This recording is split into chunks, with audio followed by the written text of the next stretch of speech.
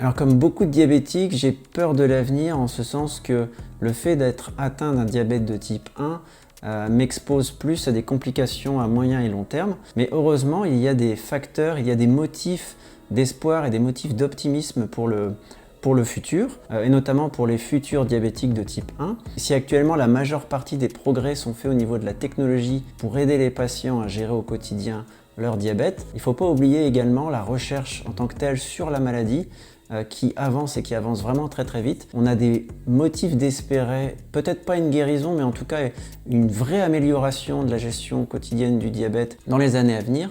Et donc c'est une question que j'avais posée au docteur Emmanuel Lecornet-Sokol, de me faire l'état de la recherche actuelle en matière de diabète de type 1 en France. Et voici sa réponse. Il y a beaucoup de raisons d'espérer, même si on trouve que la recherche ne va jamais assez vite. C'est très long, la recherche. En fait, c'est une maladie qui reste assez complexe, mais il y a beaucoup de choses qui avancent. Donc, notamment pour reparler de cette boucle fermée, donc ces systèmes avec une pompe, un capteur qui communiquent ensemble, où la pompe adapte de manière semi-automatique l'insuline par rapport à la glycémie. Donc, vous avez entendu dans les mots, j'ai dit semi-automatique.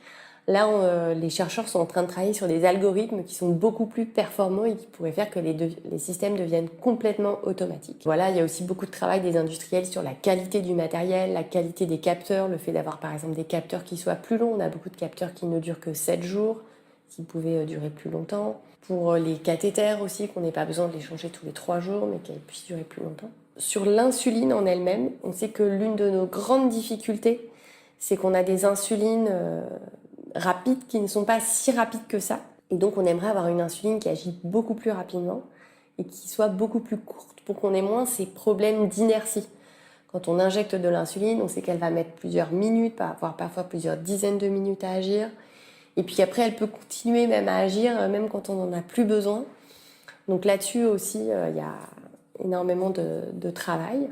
Dans l'autre côté, on a aussi du travail. Alors là, c'est presque plus du domaine de la recherche, ça c'est des choses qui vont arriver dans les prochains mois, des insulines ultra lentes pour ceux qui ont des stylos à insuline et qui font de la lente une fois par jour. On a une insuline lente, enfin plusieurs insulines lentes qui sont en train d'être mises au point qu'on pourra injecter qu'une seule fois par semaine. C'est toujours aussi une injection, des injections en moins. Et puis surtout, alors je l'évoquais un petit peu tout à l'heure, donc il y a toute cette recherche sur l'auto-immunité du diabète de type 1. Il existe déjà dans certaines situations très complexes la possibilité de faire des transplantations d'îlots de pancréas. Mais ça ne se fait que dans des conditions très particulières parce que ça reste une transplantation, donc avec beaucoup de médicaments derrière, une très grande charge médicale.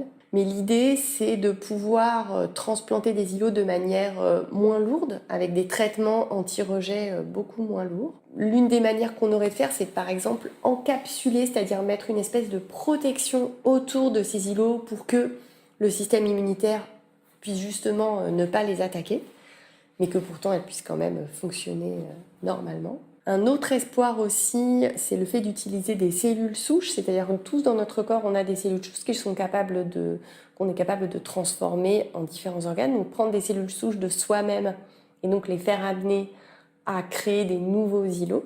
Donc là, on enlèverait tout le problème des greffes d'une personne à une autre. Il y a aussi une recherche que je trouve très intéressante, c'est l'idée de créer une insuline en fait qui agisse en fonction du taux de glucose dans le sang.